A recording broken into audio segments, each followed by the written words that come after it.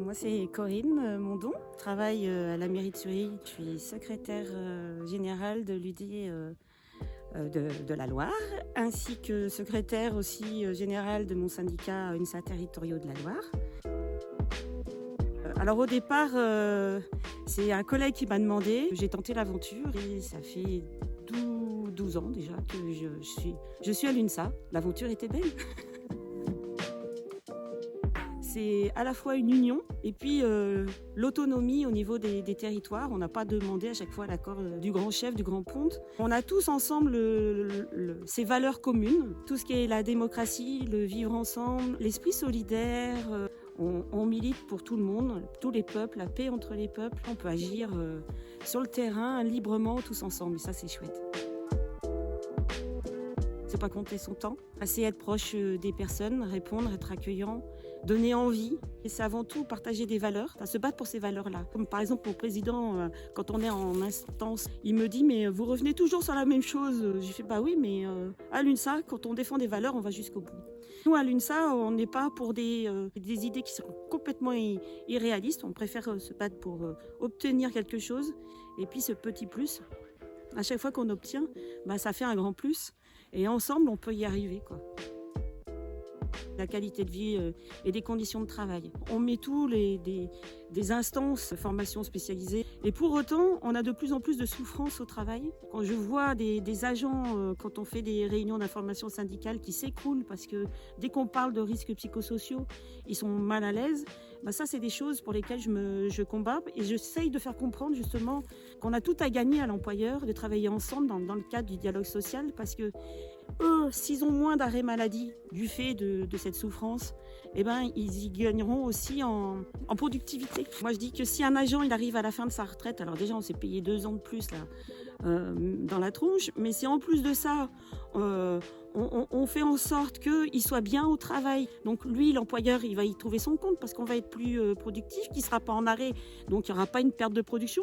Mais nous, à la fin, on sait que s'il est protégé, si l'agent il est bien dans son travail, il a une véritable qualité de vie et pas un siège qui est mis massant. Non, non. Et ben là, on peut espérer quand même que cet agent-là ou ce salarié-là arrive à la fin en retraite dans de bonnes conditions et qu'il profite un peu de sa retraite, quoi. On essaye de trouver un dialogue pour essayer de trouver un compromis et qu'on arrive chacun à s'y retrouver, quoi. Puis en tant que femme, bah moi je milite parce que voilà, la place des femmes doit aussi avoir lieu et je revendique l'égalité homme-femme, quoi. Ou femme-homme. Ce que j'apprécie, c'est que les bureaux ils sont ouverts à peu près par tous, que on se voit directement tout en haut de la tête, que à la base, voilà, si j'ai un souci, je peux aller taper à une porte, je sais que j'aurai de l'aide. Et c'est ça qui est bien parce que j'ai pas l'impression qu'il y a des grands chefs. Je perçois l'UNSA comme quelque chose de plat et que ensemble on est là en se donnant la main pour aller plus loin. Souvent, ils me remercient pour l'écoute déjà. Des fois, c'est pas forcément une aide juridique, mais déjà l'écoute quand ils sont pas bien, parce que c'est impressionnant. Plus ça va, plus c'est le cas. Donc, moi, ça m'interroge, ce mal-être au travail, il est prégnant. Et plus ça va, plus on avance d'année en année. Quand j'ai commencé, il n'y avait pas autant. Ce mal-être au travail, il est prégnant. Comment nous, on s'accapare ça et comment on le gère face à... Parce qu'on n'est pas des psychologues, mais pour autant, on est des syndicalistes. Comment on accompagne? Essayer de créer des réseaux. Moi, je travaille avec les médecins du travail et avec le réseau de psychologues maintenant. Il faut arriver à travailler avec ce réseau-là pour donner les passerelles et faire en sorte que justement la personne puisse être accompagnée, quoi. Je pense déjà à une adhérente chez moi qui a eu un Covid long. Elle a été beaucoup en soins, cette personne. Son employeur ne voulait même pas reconnaître en reconnaissance de maladie, qu'elle puisse au moins toucher un mi-temps, pouvoir arriver à se soigner et à toucher un salaire, parce que cette personne-là est seule. Et cet accompagnement-là et ce remerciement-là, ça a été une véritable victoire. C'est surtout la sienne avant tout, parce que c'est elle qui s'est battue. Moi, je l'ai accompagnée, je l'ai écoutée. Elle avait juste besoin de se sentir quelqu'un à côté d'elle. Et voilà, j'ai joué ce relais-là. Ça m'a beaucoup touchée. Quand j'ai connu mon futur mari, il est venu me chercher à la gare et le lendemain, il y avait une manif des retraites.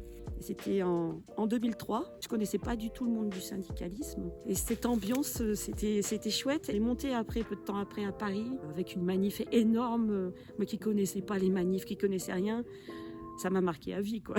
Et la deuxième, c'est ces manifestations pour les retraites. Ces temps de solidarité, parce qu'après chaque manif, on partageait un temps convivial de repas. Et ça crée une dynamique et on a fait après une soirée entre nous et vraiment on forme une petite famille et c'est chouette, quoi. Tous ces manifs là que je viens de dire, les congrès c'est des moments forts, des congrès passés, j'en garde, ça redynamise, quoi. Le vivre ensemble, se retrouver, partager d'autres relations, échanger, vivre ensemble des moments forts comme ça, c'est chouette, quoi. Si vous vous sentez un peu seul, ou même si vous ne vous sentez pas seul, mais que vous avez envie de vivre une sacrée aventure bleue, venez à l'UNSA parce que vraiment c'est sympa.